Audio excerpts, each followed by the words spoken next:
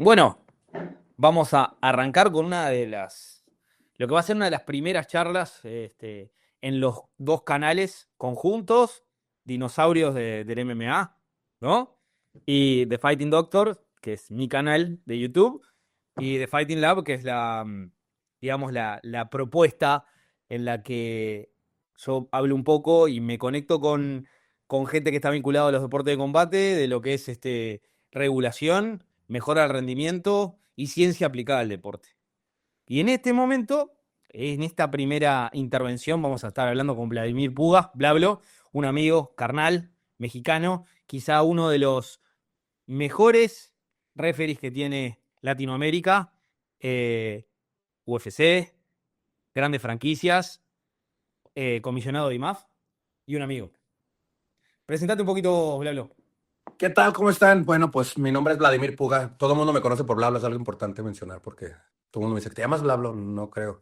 Me llamo Vladimir Puga, soy mexicano, soy del estado de Jalisco. Eh, Tengo ya aproximadamente, ya voy para 20 años en este baile. Ah, Hemos estado trabajando desde que recuerdo en el tema, me latió mucho el tema regulación, competí en Estados Unidos, pero nunca me interesó tanto competir, más bien me interesó el involucrarme en el desarrollo deportivo. Y lo noté desde muy temprano, mi primer evento lo hice en el 2009 aquí en México. Y como toda persona que incursiona en este deporte sin saber lo que está haciendo, pierde mucho dinero. Entonces, me empecé a dedicar a esto y me di cuenta que había un gap, un espacio que tenía que llenarse en México, que era el tema de regulación, porque en el tiempo antiguo, aquí en mi país, los eventos se hacían y metían al profesor, o sea, el profe usted refería, y el profe no tenía ni idea de las reglas, y pues se metían a darse hasta que se dejaban de pegar, ¿si me explico? Entonces, comprendí que existía un gap en el deporte en México y pues tratamos de llenar eso. Nos documentamos, tomamos cursos, desarrollamos y empezamos y formamos la primera comisión profesional a nivel nacional hace ya bastantes años. Y eso fue evolucionando incluso a la Federación Nacional de Artes Marciales Mixtas. Y hoy en día varias comisiones que están estatales. Estamos desarrollándolo al punto de que tenemos autosuficiencia para hacer eventos de UFC, por ejemplo. Tengo la comisión trabajando directamente con la comisión de Guadalajara, Jalisco, que es una de las principales. Las principales van a ser Monterrey, Ciudad de México y Guadalajara y Jalisco, en la zona metropolitana. Entonces estamos trabajando con la de Guadalajara para que el próximo evento que va a hacer UFC va a ser en Guadalajara. Y entonces ya tenemos la autosuficiencia para trabajar con ellos y desarrollar gente y gente y gente. Entonces en IMAF, que es un proyecto que me gusta mucho y que hemos llegado a alcances ambos Sí.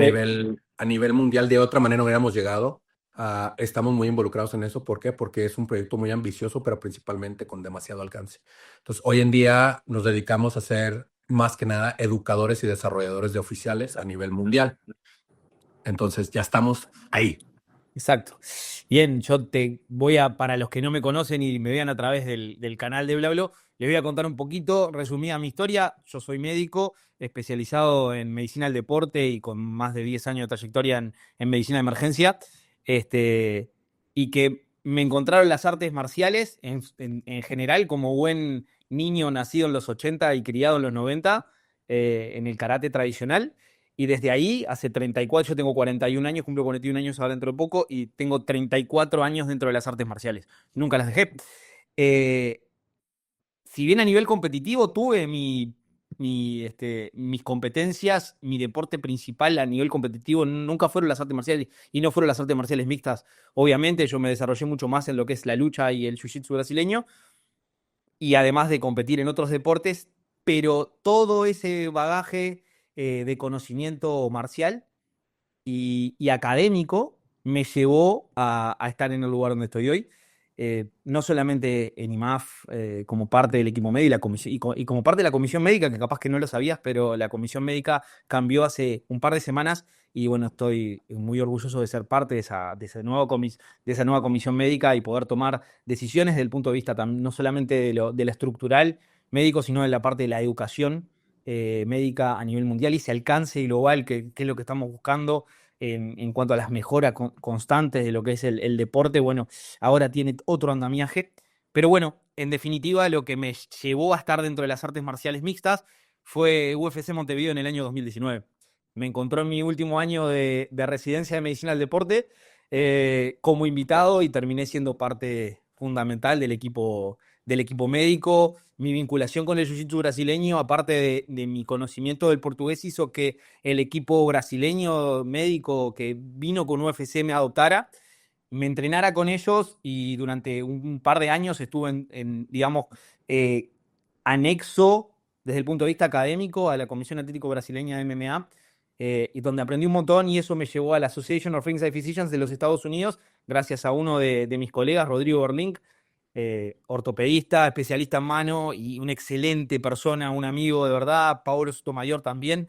Ellos dos me impulsaron a ser parte de la ARP y desde el año 2020 estoy vinculado a la ARP, en lo que es la educación médica continua y la profesionalización de lo que es el case side, el medical case side. O sea, y eso es una de las cosas que justo hablaba con un compañero nuestro hoy y hace unos días, de que tú puedes ser un excelente médico, tener las mejores calificaciones, salvar un montón de vidas, ser el mejor en la rehabilitación médica de lesiones y aún así no hacer las cosas de la forma más adecuada en el case. Se necesita un conocimiento del juego, un conocimiento del deporte, pero a su vez un entrenamiento continuo que te permita tomar las mejores decisiones en un corto periodo de tiempo. Y es creo que ahí donde va a ir nuestra charla. La relación íntima que hay entre el equipo de oficiales y el equipo médico. Si nos retrotraemos a la historia, y seguramente en México pasó, lo mismo pasó en todos los deportes de combate acá en Uruguay, y a medida que voy conociendo otras realidades, me doy cuenta que en todo el mundo pasó lo mismo, incluso en los Estados Unidos. Al principio, quienes estaban al costado de la jaula ni siquiera podían oficiar como médicos. Muchas veces paramédicos, enfermeros, y no tenían la potestad de tomar decisiones.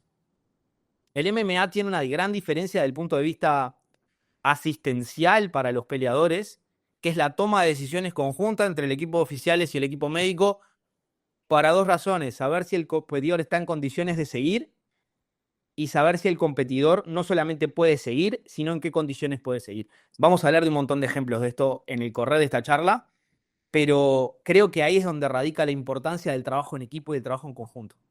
No existe, en mi opinión, la posibilidad de hacer crecer al deporte si todos los que están involucrados en el deporte no trabajan juntos.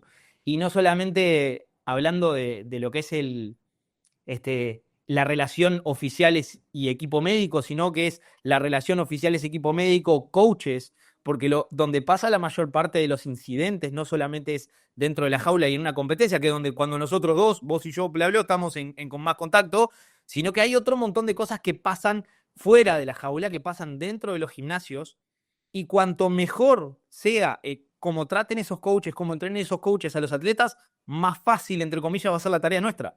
Porque cuanto mayor sea la destreza técnica, menor es la incidencia de lesiones, cuanto mejor y más conozcan la reglamentación, menos va a ser los inconvenientes que van a tener con el equipo arbitral o con el equipo médico. Las discusiones desaparecen.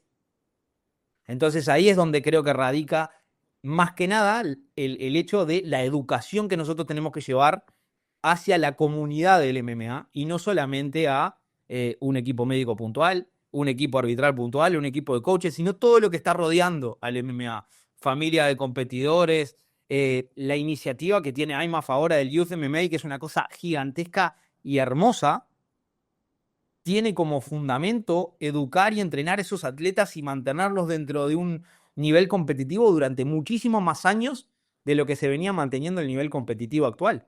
Entonces, nosotros vamos a ser testigos de un cambio estructural del MMA mucho mayor del que lo hubiésemos imaginado hace 10, 15 años. Mira, la realidad que yo considero hoy en día, fíjate, en alguna otra vida corrí coches a nivel semiprofesional. Y tú mencionas algo bien importante. El conocimiento específico de cualquier cosa te hace la diferencia. Mira, te lo explico como en carros. Si tú te dedicas a manejar un coche todos los días, debe haber un mecánico que te va a cambiar el aceite, te va a poner, no sé, el filtro de aire, el filtro de gasolina, bujías, todo eso. Va a ser sencillo, porque es un especialista que lo consideraremos como un médico general. Si me entiendes, al que vas cuando te da gripa y algo así.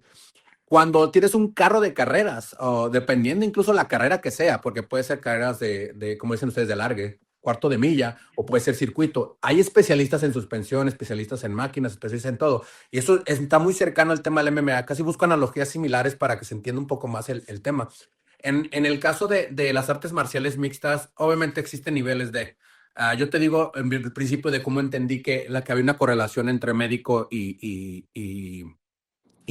oficial como sistema de regulación.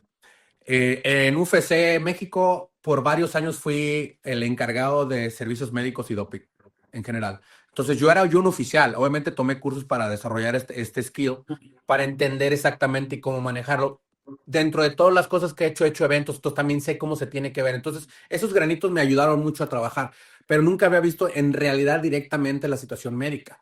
Cuando la vi, me di cuenta, wow, o sea, que hay un gap enorme entre nosotros y ellos. O sea, fui un lubricante de alguna manera porque obviamente siendo oficial, pues ya teniendo interacción con ellos, les decías qué estará bien hacer y qué no está bien hacer. UFC tiene una estructura muy increíble y tú lo dijiste ya. Sí. Ellos ya tienen todo ya como Legos. Te van a dar una caja de Legos, tú nomás tienes que armarlos y la gente de ellos los ha armado 700 veces. Entonces no hay por qué sobreempiezas, no hay por qué sea una más chuca que la otra. Está Tal hecho. cual. En relación con comisiones de otros países, incluyendo México, Uruguay incluso, te das cuenta que las formas de hacer son diferentes. Esa homologación de conocimientos ayuda muchísimo para que exista esa comunicación entre ambos lados. Yo lo que me doy cuenta ni más que es como una universidad ya, güey. O sea, este Sí. tema ya es una universidad. Tú vas a primaria, como decimos en México, primaria, no sé cómo le digan ustedes los primeros Sí, grados, sí, sí. primaria, secundaria, preparatoria y luego vas a tu universidad. Todo lo que vas a vivir a través de tu experiencia en tu país, regionalmente en las zonas de tu país, a nivel panamericano, es primaria, secundaria, preparatoria. Cuando vas y mueves la universidad. Y para graduarte también tenemos un sistema ya hoy en día de regulación que es también para tipo graduación. O sea, tú vas a querer que esa persona tenga un leadership skill que sean ya aprendan a ser líderes, que aprendan a manejar gente y todo, porque ese es el futuro de todo. O sea, no podemos ser siempre las Claro. mismas personas porque es cansado también para nosotros. Exacto. Tiene que Y venir alguien que esté después de nosotros. claro, y hay Eso es talento fundamental. nuevo. Hay talento nuevo y Ay, eso es a lo que quiero llegar. Eh, Muchas personas, te digo, estoy hablándote de México exclusivamente porque es donde yo vivo. Muchas personas, porque tienen mucho tiempo en el deporte, automáticamente asumen que ellos ya conocen absolutamente todo y no les puedo decir absolutamente nada. Yo conozco empresarios que dicen, yo he hecho 30 eventos, no me vas a decir cómo voy a manejar los médicos, todo. Sí, te puedo decir exactamente porque tú no tienes absolutamente no idea de este tema. Y ese es el tema que nos ataca mucho en México, incluyendo oficiales. Hay oficiales que han estado haciendo ese trabajo, pero el último curso que tomaron en el 2006. ¿Sí me explico? Entonces tú dices, ¿cómo puedes decir? Tú fuiste evolucionando con el deporte, te la compro y has estado aprendiendo con la marcha, y obviamente, y leyendo cosas o entendiendo cosas, lo que te expliquen cosas, pero no tomas un curso de actualización. Entonces, en el tema de regulación sí se ha vuelto un tema porque existen referees que te dicen, a mí me tocó una persona, te voy a decir nombres, en Abu Dhabi, una persona que no tiene absolutamente no idea, pero tomó un curso conmigo y él me dice, es que somos oficiales. Dije, ay, güey. En México, para ser un doctor, por ejemplo, tú tomas tu carrera, la haces y la ganas con honores, pero después tienes que hacer una práctica. Y una práctica a veces totalmente. dura 2 años, ¿si me entiendes? De estar yendo a trabajar gratis para entender cómo funciona. Y no es por hacer gratis el trabajo, sino para que tú entiendas cómo funciona tu Exactamente. trabajo. Y ahí entra también lo que se llama la educación continua. El deporte, la vida, o sea, en la medicina las cosas van cambiando año a año. En el Claro. deporte también. Y el estar en contacto directo con el objeto de prueba es fundamental. O sea, te ayuda a tomar mejores y más rápido decisiones. La experiencia no es transferible. Entonces yo te puedo dar todos los cursos que vos quieras. Y podemos hablar de todas las lesiones asociadas al deporte que quieras. Pero si no estás haciendo shadowing, que es lo que nosotros hacemos al principio, subirme a la jaula con alguien que sepa un poco más, que me diga cómo tengo que hacer, que después me vea y me evalúe las cosas que estoy haciendo. Por más de que yo haga 75 cursos, la experiencia no se transfiere, se adquiere y se necesita tiempo. Es como la antigua caballería. El escudero aprendía a ser caballero al lado del caballero. Esto es básicamente lo mismo. Nosotros tenemos que utilizar a los seniors para entrenar a los juniors. Y los juniors van a ser seniors algún día y van a entrenar otros juniors. Y así es como se va transmitiendo la información de generación en generación por más cursos que tú hagas. Yo, por ejemplo, tengo mi diploma de entrenador de wrestling, de lucha olímpica, de la United World Wrestling. Si yo dejé por unos años de entrenar gente. Ya evolucionó. Exactamente, y hay cosas que me pierdo. Yo no me podría hoy, sin estar un tiempo al costado de la lona, a dirigir absolutamente a nadie. ¿Por qué? Porque hay un montón de tiempo que no lo estuve haciendo. Desde el año 2022-23 que no lo hago. Entonces, si no nos ayornamos en cualquier materia de la vida, estas cosas no evolucionan. Y ahí a donde tenemos que apuntar, a la evolución continua de cada una de nuestras áreas, pero no separado, tienen que ser en conjunto. Por eso, iniciativas como las que tenemos en Brasil, porque, bueno, vos lo sabés, Blablo, yo también trabajo para la Confederación Brasileña de MMA, Brasileña. dirigida por Rose Gracie, y bueno, me llevó un gran hermano y amigo que es Guillermo Bravo.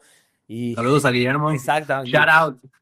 exactamente, un gran hombre, una gran persona y con el que he aprendido mucho y hemos trabajado mucho en conjunto. Y estas charlas las hemos tenido muchísimas veces hay cosas desde el ámbito referil que tienen que ser tratadas en conjunto con el equipo médico y al revés. Nuestra labor es mantener la salud del atleta. Y si nosotros no existiésemos, el deporte iba a seguir existiendo igual. Está en la naturaleza del ser humano matarse a putazos, como dicen ustedes. Ya sea por puntos, por diversión o por necesidad, pero es la naturaleza del ser humano. La agresión está dentro de la naturaleza del ser humano. El poder canalizarla a través de un deporte, y no importa el deporte que sea, todos los deportes de contacto, y no hablando solamente de los de combate, tienen cierto grado de agresividad. Algunos más pasiva, otros más activa, pero lo tienen. El canalizarla, el darle una puntuación y el sacarla del ámbito de la emoción, que es lo que hacen los deportes de combate, los hace tan maravillosos y por eso nos encanta. Pero tienen que tener un marco regulatorio, y ese marco regulatorio tiene que seguir los principios de salud y bienestar de los atletas. Y como dijiste vos, Blablo, la analogía es la mejor analogía que hay. IMAF en este momento es la universidad del MMA.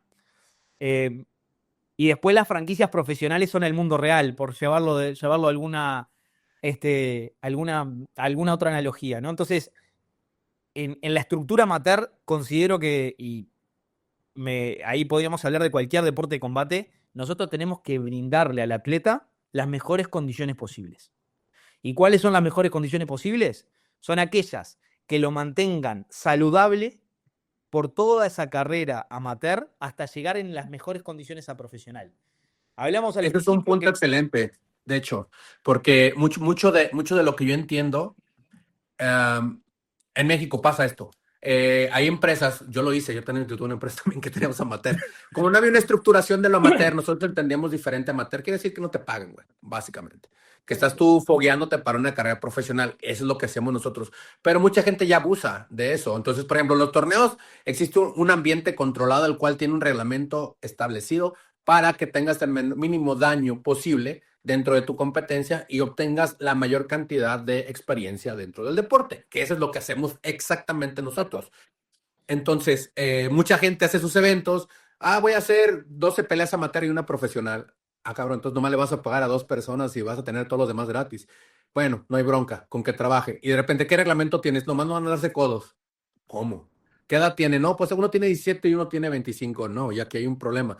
Entonces, la esquematización de toda esta situación, de todo este deporte, de todo este crecimiento y desarrollo deportivo a nivel mundial, nos está llevando a los expertise de ustedes, que es Exacto. a base de la edad, existe un rango de daño que pueden recibir de una forma relativamente sana y nosotros la reforzamos muchísimo con el tema de regulación dentro en la situación de eventos en general. Si tú tienes un reglamento el cual te dice, ¿sabes qué? No se valen los golpes a la cara en esta categoría, no puedes dar rodillazos a la cara, no puedes dar codos en ninguna forma. Y todo eso no es por limitar el deporte, sino porque sabemos que va a recibir tanto daño en un punto. También, muy importante, no hay cortes de peso, que eso es una cosa que está acabando con el deporte de una forma indirecta. Existen muchas secuelas que la gente a veces no las entiende. ¿Por qué? Porque apenas estamos llegando, es igual que la ciencia. Hace 100 años no sabíamos nada acerca de las cosas que sabemos el día de hoy. La ciencia está avanzando tan rápido que entendemos, es más, en los últimos 10 años entendemos un 80% más del mundo que lo que entendemos el resto de la historia del planeta. Totalmente, totalmente. Y creo que al hablar de corte de peso, te estás metiendo en uno de los temas que, no te digo que más manejo, pero sí a los que bueno, sí, más manejo, porque he hincado el diente en el último año y algo, y no solamente desde el punto de vista científico, escribiendo un artículo que va a ser publicado en el Journal of Combat Sports el próximo año. Nice. Sí, sí, sí. Y todo surgió a través de la necesidad de generar información para evitar los cortes de peso masivos, sobre todo en categorías de los más pequeños, o sea, de aquellos que van desde los 10 hasta los 17 años. Quiero agregar, antes de hablar un poco del corte de peso, lo que hablabas en cuanto a la reglamentación. Una de las cosas que saca el deporte amateur en este momento es el free will del atleta. El no dejar que se lesione expresamente. Eso evita grandes tiempos de recuperación o lesiones que puedan complicarle su próxima carrera profesional. No, su vida en general. ¿No? Aparte de eso, porque muchas veces al atleta no le importa la vida, solamente le importa cuánto tiempo va a estar fuera del deporte. Es más, me tocó tener una charla bastante, no te digo que íntima pero sí fuerte con un atleta. Sí, fuerte con un atleta en el último mundial, donde había que explicarle que la lesión que él tenía, por más de que él quisiese llegar a competir por esa medalla de oro, no le iba a permitir hacerlo, y que si lo hacía en esas condiciones, comprometía no solamente su carrera, sino que además comprometía sus posibilidades laborales y en algún momento iba a estar por fuera de las artes marciales mixtas. Entonces, ahí es donde entra lo que decíamos al principio de la educación de la comunidad. Educar a la comunidad no solamente en aspectos regulatorios, en aspectos de salud. Y cuando hablamos de salud, no solamente son las lesiones, sino todo lo que hace el atleta para llegar a una competencia. Y ahí es donde está el corte del peso. Tiene un mainstream maravilloso y una publicidad genial el hecho de meterse en un sauna y el equipo todo acompañando al atleta que está deshidratándose, poniéndole las toallas arriba y metiéndolos adentro de un sauna. A ver, yo como deportista también lo hice.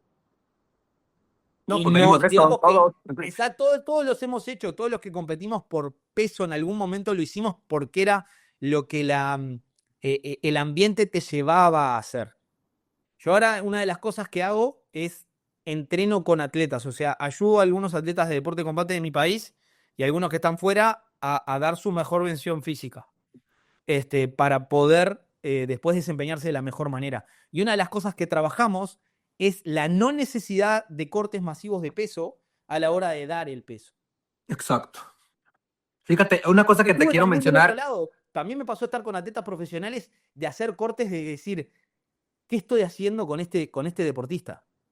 Y ahí fue que dije, nunca más me meto en apoyar este tipo de iniciativas, y empezamos a trabajar en esto otro que llevó a principio de año a la Confederación Brasileña de MMA a sacar una circular donde se cambiaba para todas las competencias de MMA de Brasil que estén reguladas a través de esta confederación el tipo de pesaje y la abolición del corte de peso a través de una estrategia específica. ¿Qué ibas a decir, Lalo? Perdón que te corté. Fíjate, no. Lo que quería decirte, en el tema que tú estás hablando de desarrollo deportivo, es algo bien importante que a veces no entienden. Tenemos que entender algo. Y fíjate, en mi trabajo, Nimag, es cada vez que pierde, tengo que explicarles por qué perdió a las personas. Y me he hecho muy bueno haciendo esa parte. Tú sabes que no es nada placentero cuando tienes un país que siempre te van a decir lo mismo, gastamos mucho dinero para llegar aquí, este atleta se está preparando por meses, esto. Yo los digo, les acabo el conversación diciendo, todos hicieron exactamente lo mismo que tú. O sea, no te hace especial. Pero lo que quiero que entienda la gente es la razón por la que le hacemos, y es algo bien importante. Les explicas el reglamento y se van a ir por otro lado. Siempre van a buscar la forma de ellos tener la razón. Y yo te lo voy a poner más sencillo porque yo lo entendí. Lo entendí a través de los últimos 5 torneos que hemos tenido. Y es un approach que yo uso. Por eso cuando trato de terminar la conversación con alguien, terminamos siendo, y siempre les doy la mano. O sea, terminamos la conversación, sí, nos entendimos, gracias, bye. Y no me quiero ir antes de que lo entiendan, a menos de que sea en esa edad, porque es imposible trabajar con esa edad. Ah, bueno, sí. Pero la razón principal a la que voy yo contigo es que tiene que ver con un tema de educación integral. ¿qué pasa? El coach no tiene absolutamente idea de nada más que tú ve y pégale al otro cabrón. Hazle como quieras, tú le tienes que ganar y todo. Yo le digo a un coach, mira, yo veo coaches que entrenan a los atletas para ganar, pero nadie los entrena para perder. Y ese es un tema porque ya entras un tema psicológico muy dañado. El atleta, obviamente vas a llorar, vas a ponerte triste y todo ese tema. Pero eso viene de antaño. Yo lo veo en olímpico. Aquí en México hay controversias en todos los deportes. En la lucha olímpica hay controversias donde la federación saca gente porque sabes que no seguiste el tema. Pero es el número 1 a nivel planeta, cabrón. ¿Cómo lo vas a sacar? Busca la forma de comprometerte. Entonces esas sustancias son de antes. ¿Por qué? Porque todas las personas que están ahorita dirigiendo el deporte son personas que entrenaron y ellos sufrieron. Y a la vez porque sufrieron, dices, tú tienes que sufrir. El tema de los cortes de pesos, te lo voy a simplificar como lo veo yo, fácil, sencillamente. No debería existir. Lo único que tienes que hacer es generar suficientes categorías para que la gente no haga estupideces. Entonces, en el tema amateur, tratamos de educarlos, ¿sabes? Que no llegues a cortar peso, carnal, llega en el peso por una dieta adecuada, con una preparación física. Si te hace faltar 1 kilo, no hay tema, 1 kilo lo puedes sudar afuera de tu casa haciendo sombra. Claro, hay un porcentaje de peso que uno si lo pierde en agua es hasta dentro de todo bastante saludable. Ahora, cuando nosotros, y cuando hablamos de atletas profesionales mainstream, te dicen que tiene un rebote del 10, 11, 12, 15% del peso corporal en 24 horas. Ahí estamos hablando de una deshidratación masiva, estamos hablando de muchos kilos perdidos en agua en muy poco periodo de tiempo que trae unas consecuencias a la salud que no la vamos a andar acá porque no vamos a hablar, vamos a hacer una clase de fisiopatología porque es larguísimo. Luego hacemos un específico, un episodio específico de cortar peso. Pero una de las cosas que tenemos que hacer lograr entender a la comunidad es que hay mucho material científico que muestra y demuestra que esas estrategias no te van a garantizar que ganes. Son más dañinas que positivas. Hay un estudio del USCPI de los últimos años en el cual compararon más de 1000 atletas de todo el mundo UFC, que es enorme, no solamente lo que nosotros vemos en los eventos numerados, sino que es gigante. El mundo UFC es enorme. Y llegaron a la conclusión que venir de mucho peso arriba a una categoría de más abajo o estar cercano al peso de la categoría no va a cambiar la probabilidad de ganar. No la cambia. No la cambia. Y es un estudio extenso que se hizo. Hay otro montón de estudios que muestran exactamente lo mismo y no están hechos por el PI. Entonces, si ya desde el punto de vista científico sabemos que esas prácticas no nos van a ayudar a ganar la pelea, pero sí, y también está demostrado, va a aumentar el riesgo de contusión encefálica, va a aumentar el riesgo de lesiones osteoarticulares y partes blandas, van a disminuir la capacidad de concentración y disminuir además la mejora en la toma de decisiones. Bueno, creo que hay un montón de información que nos dice, señores, estamos frente a una práctica que no es la más adecuada. Y como decías vos... No te conviene. Exacto. Estar cerca de... Lo que no quiere decir de que vos durante el camp, que tiene que ser un camp extenso, sobre todo si es una pelea profesional, 12, 14 semanas, no tengas un cambio en la composición corporal que te lleve a estar a un peso cercano al peso de competencia, más magro, más fuerte, pero es lo que muchas veces, y eso yo así lo aprendí de un viejo entrenador de boxeo que tuve cuando era adolescente, que fue entrenador de la selección nacional, que decía, un buen boxeador está todo el año en peso. Claro. Y come un poquito de carne y ensalada en Navidad y en fin de año. Mira, entonces, el atleta profesional o el atleta que quiere llegar al profesionalismo tiene que comportarse como profesional durante todo el año, durante todo ese ciclo competitivo. Tenés que mantenerte. No es, bueno, está listo, empiezo a hacer dieta cuando... 15 días antes. Exactamente, porque no es dieta, es alimentación que va a potenciar, y ahí volvemos a la parte de educación, va a potenciar tu funcionamiento. El combustible, es como un auto, lo que decías vos, la calidad de combustible que vos le pongas al auto es la que va a determinar su rendimiento. Lo mismo pasa con la alimentación del deportista. La calidad de alimentación, el tipo de suplementación, cómo descanse. Hay 4, yo esto siempre lo hablo como médico especializado en deporte, lo hablo con todos los atletas de todas las disciplinas, que hay 4 pilares fundamentales del rendimiento, y ese rendimiento puede ser tanto académico, si estamos hablando de un estudiante universitario o de un estudiante de cualquier tipo, o el rendimiento deportivo. Y el entrenamiento es parte fundamental para rendir en lo que sea. La actividad física programada aunque no sea un entrenamiento exhaustivo, te va a mejorar tu rendimiento porque va a balancear todo tu sistema hormonal, te va a mejorar desde todo punto de vista. ¿Tá? Tus capacidades metabólicas mejoran. La alimentación, el tipo de alimentación es lo que va a ayudar a estructurar esos cambios corporales. Después está el descanso, y cuando hablamos del descanso no solamente la cantidad de horas que duerma, sino cómo utiliza la alimentación, los tiempos de entrenamiento, ¿tá? Y los tiempos entre entrenamientos para que su cuerpo se recupere. Y el cuarto punto, que es un punto que habitualmente uno deja de lado, es la parte neurocognitiva. Es el tipo de información que uno le pone adentro de su cabeza a la hora de nutrirse, de lo que sea. Mismo si es el Instagram, TikTok o lo que sea. Si vos ves información de calidad, tu capacidad de toma de decisiones mejora. Y cuando uno toma mejores decisiones, no solamente las toma a la hora de ponerse a estudiar o adentro de una pelea, sino en su vida en general. Entonces, si un atleta mantiene esos 4 pilares, si una persona común trabaja sobre esos 4 pilares, su rendimiento en lo que vaya a hacer va a mejorar. Entonces, si nosotros logramos, estando dentro del deporte, hacer entender a toda esa comunidad que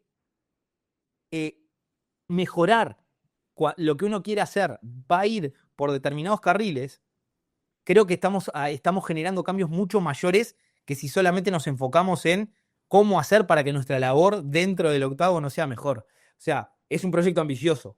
No digo que no. No, pero tiene que lograrse. Pero creo que el deporte también ayuda a eso, ¿no? O sea, está el deporte como role model, que es lo que busca el movimiento olímpico. El movimiento olímpico, y bueno, por eso está. Después podemos hablar de 100 millones de cosas relacionadas al movimiento olímpico, el doping, por qué determinadas sustancias son doping positivos, pero hay una parte del deporte que es role model. O sea, el atleta, y vos lo has visto. Exactamente, y tú lo has visto en México, que es la comunidad asociada al deporte es muchísimo mayor, pero yo te lo puedo decir, mismo dentro de deportes menores, como son los deportes de combate en Uruguay, porque los deportes de combate en Uruguay realmente son muy menores, sin apoyo estatal, sin apoyo de ningún tipo, hay atletas que por más de que sean amateur y tienen cierta visibilidad dentro del ámbito del deporte y se transforman en modelos a seguir. Y eso es fundamental. Entonces, si volvemos a las prácticas de la deshidratación masiva, el sauna, acoso, tapado, la bañera, y vos ves que tu modelo a seguir está todo el tiempo haciendo lo mismo, vos como deportista que recién está arrancando con 14, 15, 16 años, decís, bueno, esto es lo que yo tengo que hacer, porque si fulanito de tal, que es un atleta mainstream, lo hace, yo también debería hacerlo. Déjame, te aporto algo en ese tema. Muchas de las cosas que yo siempre, mira, antes que nada soy arte marcialista previo a ser involucrado en el MMA. Yo comencé en Hapkido, soy instructor de Hapkido y tuve la fortuna de entrenar con el Tiger Team, que es los Elite de Corea. Hicieron un programa en Chicago, Illinois, y tuve la oportunidad de aventarme 7 años con ellos. Entonces, la parte de arte marcialista la tengo bien marcada. Después se vino el Jiu-Jitsu, que era un poquito más pugil, vamos a romperle el brazo al compa. Y de eso evoluciona al MMA. Entonces todos los peleadores de MMA empezaron a entrar a Jiu-Jitsu porque eran todos de lucha. Entonces se dieron cuenta que tenían que manejar su misión y empezaron a hacer. Fue una evolución que yo fui muy afortunado de pasar por ella. Hoy en día existen varios factores que yo considero estúpidos y lo digo abiertamente. ¿Qué es esto? El sensacionalizar las personas involucradas en el deporte de una forma indiscriminada está mal. Y te digo, simple, a mí McGregor no me cae bien simplemente por la persona que era. Obviamente era alguien que reflejaba lo que era un peleador espectacular y todo, y era muy bueno. Era porque ya no lo es. Ya se dedica a otras cosas, que es promotor y enfiestarse. Pero era muy bueno porque él tenía la capacidad de predecir outcomes de la pelea. Si yo voy a finalizar la pelea en tal round de esta manera. Y lo hacía. Entonces era una presión emocional muy cabrona y el güey era muy bueno para meterse en la cabeza de sus oponentes. Me explico, entonces, pero a mí no me latía lo que hacía fuera de, porque cuando estás peleando la jaula, pues te aplaudes y todo, qué chido. Pero fuera de la jaula también hay un seguimiento, entonces empezaba a haber un tema de, cabrón, este bueno está siendo tan positivo. Y generó esta generación de hace 5 o 6 años para atrás, que eso creían, que tengo que hacer, y esta caminan con las manitas así, gritan ahí, ya llegan todos de saco y ahora sí ya todos llegan de saquito y quieren verse acá con su reloj que todavía no han pagado y cosas así. para ellos anular ese tipo de situaciones. Ahora pasa otro ejemplo muy, muy importante, y es el que quiero tocar más que nada. El tema redes sociales. Obviamente existen influencers o informers o gente que se dedica a dar noticias de el MMA sin tener una capacidad de hacerlo. O sea, van a empezar a hablar acerca del MMA y es un cabrón que ni siquiera entrena, güey. El único que ha funcionado que tiene una opinión fuerte es Ariel Helwani, porque ese cabrón creo que ha crecido a través del deporte, se ha documentado y ha estado involucrado en el deporte de la manera que puede tener una opinión crítica. En el deporte, hoy en día, están pasando cosas muy importantes, y una de las cosas más importantes es la difusión del deporte. Hace mucho tiempo, cuando yo hice un evento en el 2009, perdí mucho dinero porque a la gente no le interesó. Entonces yo de ahí dije, no, pues ojalá que fuera como el fútbol. Ojalá que fuera como el fútbol, se generara la atención que genera el fútbol, porque cientos de personas ven el fútbol y es demasiado sencillo para entenderlo. Entonces, eventualmente, ojalá que llegara a pasar eso en el deporte. Pues ahora es concedido, ya sucede, ya mucha gente está dentro del deporte y no lo entiende al 100%, solamente comenta acerca del tema. En México, por ejemplo, hay cierta cantidad de influencers, gente que se dedicaba completamente a otra cosa, y ahora ya hablan del deporte y ni siquiera se paran en un gimnasio, no saben poner unas vendas, no saben ni siquiera hacer sombra y quieren criticar o decir su opinión acerca del deporte. A su vez, existen atletas que están compitiendo o están peleando y no tienen el conocimiento absoluto de lo que están haciendo y lo ponen allá afuera, lo que estábamos hablando anteriormente. Sí. Existen chavitos, hay un chavito, no digo su nombre porque no es un ataque personal, es solamente como una cosa Ejemplo. Exacto, un ejemplo educativo. Este chavito sale entrenando pegándole a llantas y luego va y voy a hacer sparring con alguien más pesado que yo y se están pegando la cabeza. El chavito debe tener unos 11 años. Pues es un chavito niño. Y dices, güey, ¿cómo te están pegando la cabeza? Y se dan en la madre. Entonces, eventos, ven eso y dicen, este güey está generando, tiene 100,000 seguidores, pues vamos a meterlo a pelear. Y lo meten a pelear y se pelean Muay Thai, güey. Meten cosas así, pateándose la cabeza y todo. Y yo soy un guerrero y está diciendo todo ese tipo de cosas y hay gente que lo sigue, incluso muchos peleadores profesionales lo siguen, porque muchos que quieren generar de alguna manera que lo sigan también a ellos, pues se juntan con ellos y hacen, ay, sí, mira, él es increíble y todo. Síganme en mi página también, ¿sí me explico? Y hay otros que por ejemplo, ellos ya traen un tema de son atletas, yo digo, son atletas reales, que incluso mundialistas y más, que van y hacen 300 actividades fuera de lo que está aquí en el espectro de aquí y pelean con diferentes reglamentos. Eso no es tan dañino como el primer ejemplo. El primer ejemplo es un chavito que no tiene ni idea y no sé ni por qué los papás le permitan hacer eso. Y ya están generándole una carga. Si el chavito iba a tener una carrera profesional a los 17 años, el chavo no va a poder hablar correctamente. Y existe un fenómeno que nos está pasando hoy en día, y tú lo has notado como doctor, y yo lo he notado como oficial.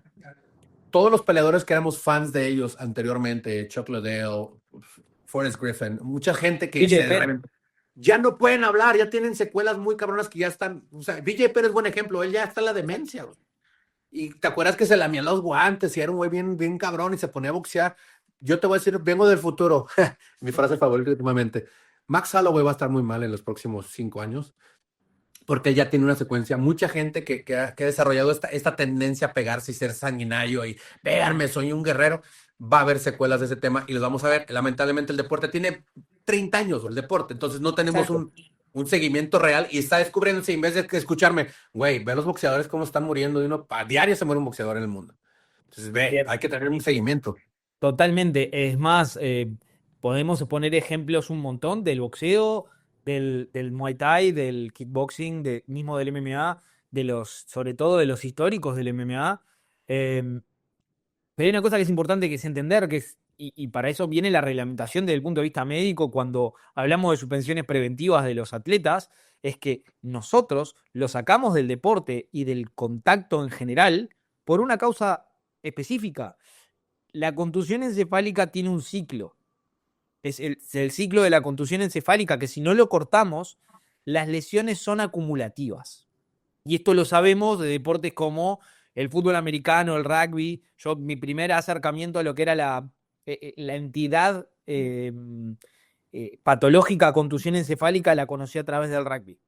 Y sobre todo del equipo sudafricano de rugby, que los médicos del equipo sudafricano de rugby de los años 90 diseñaron lo que es lo que a la postre fue el SCAT-5, SCAT-4, SCAT-5, SCAT-6, que son la forma de nosotros tenemos de hacer del seguimiento de la contusión encefálica. Y una de las cosas que determinó a los sudafricanos es, ok, está bien, en los partidos pasa, pero pasa mucho más en los entrenamientos. Tenemos, Exacto. tenemos que instruir, y tenemos un problema de salud en Sudáfrica que no nos permite, porque es muy costoso tener médicos en todos los entrenamientos de todas las categorías de rugby. ¿Qué hacemos? Instruimos a los coaches a que detecten esta entidad y deriven al deportista rápidamente a un centro asistencial para que sea atendido y para que sea puesto en esta maquinaria de seguimiento que es el SCAT 5, 6 o el que sea. En MMA eso es diferente porque los tiempos son mayores. El SCAT 5 habla de el corte sintomático, o sea, una vez que el atleta está sin síntomas, nosotros le podemos permitir empezar con determinada actividad. En el MMA y en el boxeo eso no puede pasar. ¿Por qué? Porque la actividad es pegarse en la cabeza, directamente. Claro. Entonces, tenemos que tener tiempos prudenciales. Cuando, una de las cosas que vos decías, atletas que compiten en muchas disciplinas, cuando no tenemos un traqueo real de lo que pasa con ellos, te doy una suspensión a vos, bla, bla, y te digo que por 30 días no podés entrenar striking y por 45 días no podés competir, pero te vas a hacer Escucha, Muay Thai a otra federación y obviamente vos, como querés seguir compitiendo, no les vas a decir que tenés una suspensión preventiva claro. y no hay una forma formal de hacer seguimiento por parte de los equipos médicos. Entonces, ¿cómo hacemos? Si yo, como médico responsable, no sé de que vos tenés una suspensión preventiva, bueno, te dejo pelear igual, pero te podés terminar muriendo arriba del ring.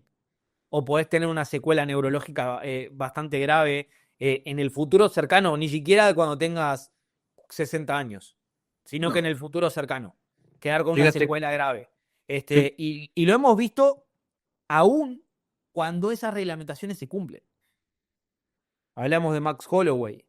Hay otros casos, Brian Ortega. Brian Ortega es un peleador que ha sufrido muchísimo castigo en las últimas competencias. No sé cuál va a ser el devenir de Brian Ortega, pero sí que es un atleta a seguir desde el punto de vista, probablemente tengan el seguimiento hecho, porque bueno, UFC es una franquicia muy seria y su equipo médico o el que sigue, o el equipo médico que sigue a los competidores son muy serios, pero son atletas que hay que seguir, porque justamente son mainstream y pasan estas cosas y tienen el seguimiento que es adecuado, imagínate en los que no.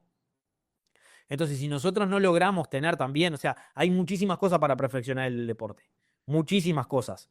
Y seguimos hablando de la educación, porque si estos atletas que son amateur o estos atletas que están arrancando sus carreras no conocen la peligrosidad de lo que están expuestos y aún así siguen utilizando las mismas técnicas como se hacía en antaño, bueno, aparte de la asimilación de golpes al abdomen, también se les pegaba en la cabeza para que soportaran mejor el knockout.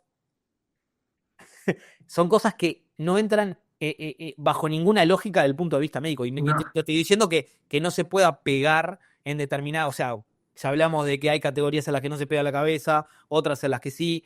Hay un montón de cosas que nosotros podemos hacer asesorando a los deportistas o a los equipos de los deportistas desde mismo qué tipo de protector bucal usar para disminuir la incidencia de contusión encefálica, cómo trabajar la musculatura cervical y en qué planos trabajarla para disminuir la contusión encefálica.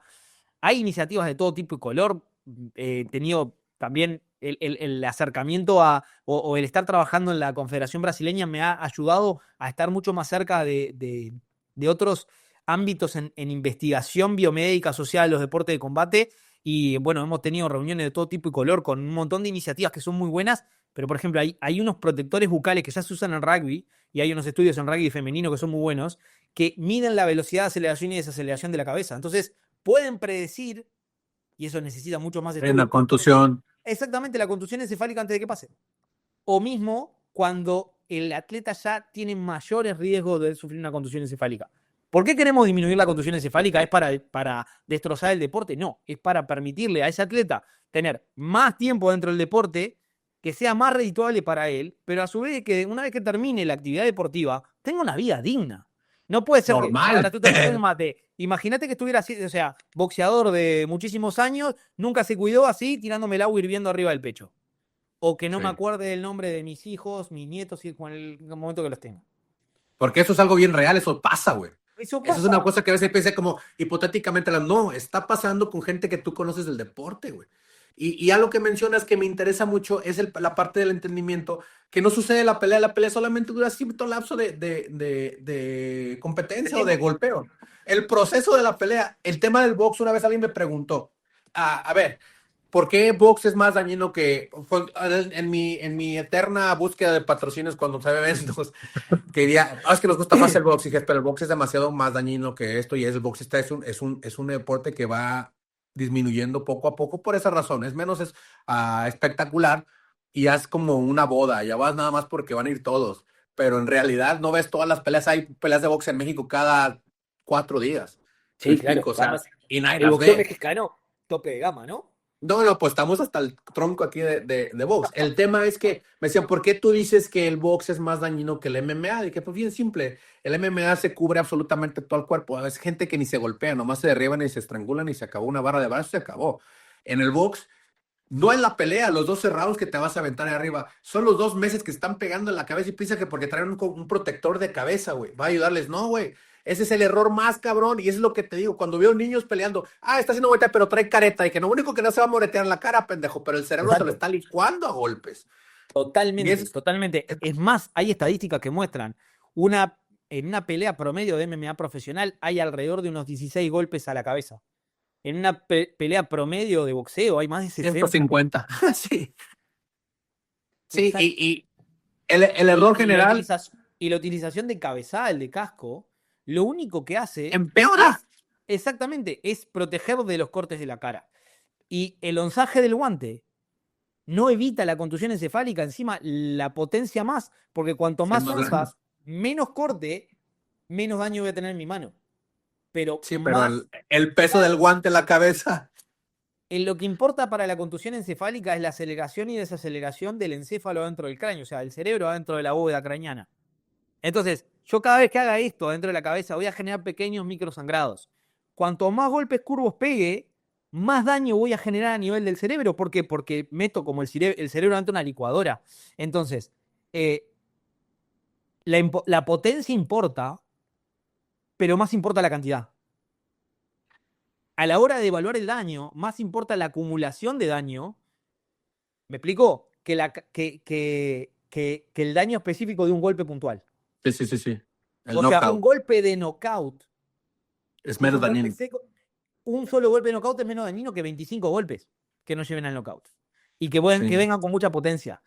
Y ahí entran otro tipo de entidades a las cuales que hay que podemos desarrollarlas en otra instancia, pero la fuerza que se genera a nivel del cráneo, por esa razón, el trabajo sobre la musculatura cervical es sumamente importante para disminuir la fuerza de rotación sobre el encéfalo y para disminuir el acelere y desacelere que genera el cráneo asociado al golpe.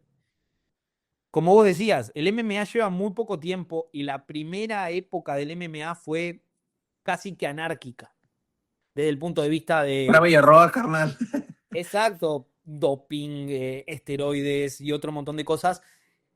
Pero con la nueva reglamentación, creo que vamos a estar frente a un cambio de paradigma de los deportes de combate, porque la jaula remeda esa cosa de Coliseo romano donde había grandes cantidades de adrenalina circulando, ¿tá? En un periodo de tiempo, porque las peleas de MMA son sustancialmente más cortas que unas de boxeo, por ello Claro. le ha ganado en terreno el MMA al boxeo en el mainstream, porque es mucho más entretenido de ver. Y creo que vamos a ver un devenir de atletas mucho más longevos. Y eso ya lo estamos viendo ahora. Deportistas profesionales de MMA con más de 40 años, que vienen de la etapa antigua del MMA. Y no vemos boxeadores profesionales a un nivel alto, top, con 40 los años. 40. No. No los vemos. Y vemos también que el atleta de MMA se desarrolla o se desarrollaba desde el punto de vista de sus skills a los 20 y pico de años. Hoy, con atletas que están empezando su etapa competitiva internacional a los 10 años, vamos a ver atletas muy completos practicando el MMA como deporte y no como un rule set a los 17, 18, 19 años. Por lo tanto, hasta los 40, ¿cuántos años tienen de competencia a alto nivel y más te digo de profesionalismo? Es un montón. Entonces, si nosotros vamos a tener deportistas que van a estar compitiendo desde los 10 años hasta los, ponele 20, 21 a nivel amateur. Y de los 21 en adelante, casi que hasta los 40 a nivel profesional. ¿Cuánto tiempo de competencia lleva? Porque si nosotros nos ponemos a mirar el deporte olímpico, por ejemplo, el wrestling, y vemos que tiene también una estructura similar, ¿no? Empiezan muy pequeños a competir. Desde el punto de vista lesional es otra cosa. No tiene nada que ver la lucha olímpica, ¿ok? No quiero hablar del tema de lesiones asociadas a la Eso es lucha, otro sino que episodio. es otro episodio. Pero tenemos chicos que están compitiendo desde los 10 años hasta los 20 y tantos a nivel olímpico y mundial. Después de eso se les termina el deporte, muchos de esos devinieron en peleadores de MMA, ¿ok? Muchos mainstream de la lucha pasaron. Henry Cejudo, y N otros, cantidad, o sea, Hamza Chimaev, un montón de peleadores que pasaron de la lucha olímpica al MMA. Vos imaginate ahora lo mismo en MMA. Desde los 10 años hasta los 20 y tantos años, ojalá olímpicos, pero mundiales y olímpicos, skill level cada vez más alto, porque es lo que estamos viendo nosotros a nivel mundial. Estamos viendo competidores amateur de 17, 18, 19, 20, 21 años. Que con se un skill destruyeron level un profesional sin nada de problema. totalmente, skills altísimas. Y de ahí pasan al nivel profesional. Si nosotros no salvaguardamos la salud de ese atleta, su carrera profesional va a ser sustancialmente más corta de la que podría llegar a ser. Pero todo apunta de que, como está en la reglamentación actual amateur, como viene la reglamentación actual desde el punto de vista profesional y como vienen los trabajos de educación e investigación a nivel mundial, de que vamos a estar frente a un cambio de paradigma con respecto al MMA en los próximos 5 a 10 años. Y va a ser maravilloso. Vamos a ver atletas con muy buen nivel, con 20 y pocos años, que van a recorrer un camino profesional sustancialmente largo. No, y van a ver las peleas, van a ser más emocionantes, va a existir un poquito más de conocimiento acerca del deporte. Fíjate lo que me emociona hoy, que noté en este torneo particularmente, hay equipos como Inglaterra que ya tienen los atletas ya como coaches, entonces tienen ya un conocimiento un poquito más sustancial de lo que es competencia amateur. Eso es una apertura increíble. Entonces, yo cuando veo que un coach, y no quiero ofender a nadie, ¿no? El coach es de box y va y acompaña en la esquina y lo único que le va a dar es información de box. Entonces, si ves un coach que está gordo, ya tiene 50 años, el güey nunca peleó MMA y obviamente no entiende nada de nutrición, no entiende nada de preparación física, desarrollo físico, nada, absolutamente, nada más él tiene de box y es el que va en la esquina. La información que va a recibir el atleta como comando va a ser pues no completa. Y cuando ya tienes un atleta ya completo, que ya compitió, incluso campeón mundial, y él es tu coach, el chavo va a entender perfectamente bien. Tú ves, tú escuches al coach que ya compitió MMA o que ya peleó MMA dar instrucciones. Sí, claro. Porque él ya vio los escenarios de primera mano. Entonces, ese creo que va a ser clave para los próximos 10 años en el deporte para que esto explote de la forma correcta. ¿Por qué? Porque ya la gente nueva tiene mentalidades nuevas. Ya no va a llegar un güerito de Uruguay o un mexicano necio a decirles qué hacer, sino que ya lo van a ver en primera mano con gente que ha tenido secuelas. Lamentablemente va a ser así, porque no creo que vaya a ser de otra forma, te lo digo personalmente. Es complicado que entiendan, güey. Nada más con palabras. Totalmente. Y creo que para finalizar es un punto muy importante que podemos tocar, es ese. Es que se ha profesionalizado mucho, incluso en lo amateur, el entrenamiento, la nutrición, pero falta esa otra parte de la profesionalización que es lo que rodea al deporte, que tu departamento sí lo está haciendo y que el nuestro también está comenzando a hacerlo, que es, ok, hay otro montón de cosas que están alrededor del entrenamiento que son sumamente importantes para que tú te puedas desarrollar como deportista. Es comprender cabalmente al deporte que estás involucrado, no solamente desde lo reglamentario, sino desde lo sanitario. Y creo que ahí es donde va a radicar la próxima pelea o el próximo gran cambio en los deportes de combate. Bueno, ahora sí vamos a hacer un trabajo mucho más integral desde lo que es la visión del deportista, no solamente la salud. Porque el atleta es todo, el atleta es su comunidad, el atleta es quién lo entrena, el atleta es cómo se regula cuando compite a nivel local, cuando compite a nivel panamericano, cuando compite a nivel mundial, pero también el atleta es cómo le mantenga su salud en el correr del año y no solamente es una evaluación médica anual y un examen de sangre cada 6 meses, sino que hay otro montón de cosas que están asociadas a la salud del deportista y al seguimiento de ese deportista que se van a ver cada vez más en juego a la hora de intentar mantener estos atletas dentro de un nivel competitivo alto. Y eso pasa en todos los deportes del mundo. Si vos vas al fútbol, al rugby, a cualquier deporte, en mayor o en menor medida, todo eso ya sucede. Entonces creo que en ese paradigma o en ese cambio van a ir también las artes marciales mixtas. O sea, yo por ejemplo te puedo hablar de las iniciativas de World Rugby que trabajan muy bien con lo que es el seguimiento de atletas a la parte de entrenadores, también en la parte médica, o sea, tienen sus propios cursos médicos para poder estar al costado de una cancha de rugby. Lo mismo tiene que suceder para estar al costado de una jaula.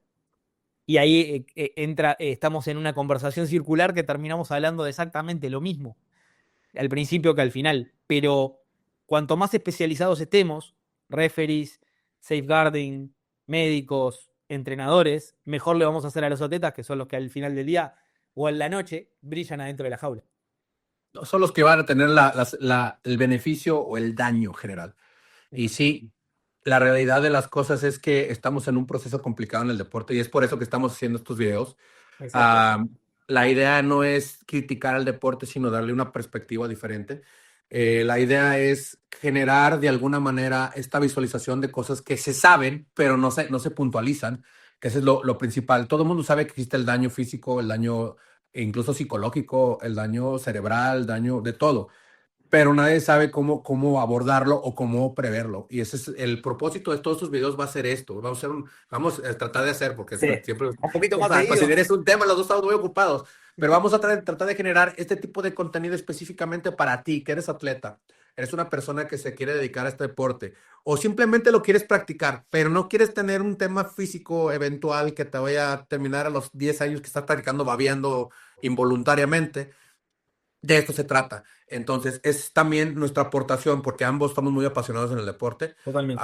Ambos, o sea, amamos lo que hacemos, lo trabajamos y obviamente estamos en una posición privilegiada, tenemos que decirlo, de tener acceso a esto a nivel mundial.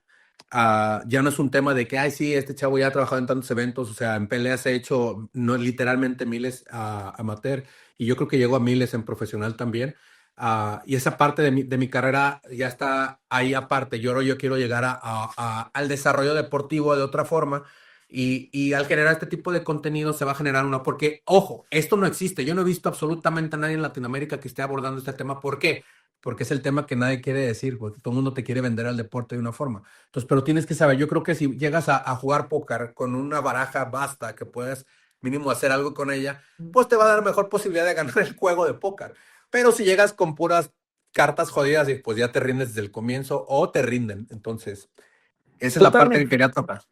Totalmente, es generar un poco de conciencia de la exposición que tiene el deporte que nosotros amamos, del que entendemos desde otro lado, porque lo entendemos desde otro lado, es otra perspectiva. A ver, es lo mismo que pasa dentro de la jaula. Una visión la tiene el coach, otra visión la tiene el referee, otra visión la tienen los jueces y otra visión la tengo yo. Y es totalmente complementaria. Y ahí está el tema de trabajar en equipo. Exacto. Cuando nosotros trabajamos en equipo, trabajamos mejor. Yo tomo mejores decisiones y te puedo asesorar mejor a tomar tus decisiones dentro de la jaula. Lo mismo me pasa con los Catmans. O sea, nosotros estamos en constante contacto. Bueno, hemos trabajado en los últimos, desde el 2023 que venimos trabajando juntos, bla, bla, y lo hemos hecho siempre así. Siempre hablando sobre los temas, viendo la pelea, siguiéndola. Bueno, hay cosas que se pueden resolver y hacer dentro de la jaula, pero hay otro montón de cosas que también podemos trabajar por fuera y ayudar a crecer el deporte desde otro lado, que no es solamente la parte de entrenamiento y el skill set que puede tener el atleta, sino de cómo hacer para que ese atleta pueda obtener mayor rendimiento y mayor skill set si está más saludable y entiende mucho más el deporte. Y creo que por ahí van estas charlas desde The Fighting Lab y los dinosaurios del MMA. Dinosaurios del MMA. Exacto. Vale. Nos vemos en 3 semanas. Sí, nos vemos en México, en Monterrey, Nuevo León. Muchas gracias por este espacio y a todos ustedes, ya saben, sigan nuestros canales, estamos comenzando ambos, él ya tiene un poquito más de seguidores, yo estoy comenzando. Apóyenme, la banda de Uruguay, a seguirme a mí y yo encargo que la banda de México te siga a ti, vamos a trabajar en conjunto. Y todo esto no es un tema para generar contenido en tema de, ay, quiero monetizar, me vale madre eso ya. Lana ya tengo, como les digo a todo el mundo. Yo no, pero bueno. No, pero es más un tema de querer concientizar y informar a todo este tema. Es informar y no polemizar, porque no estamos polemizando nada, sino que estamos informando a través del conocimiento que hemos adquirido en estos años. Les mando un enorme saludo a México. Estamos en contacto. Saludos a Uruguay. Fighting Lab. Diosores del MMA, nos vemos pronto.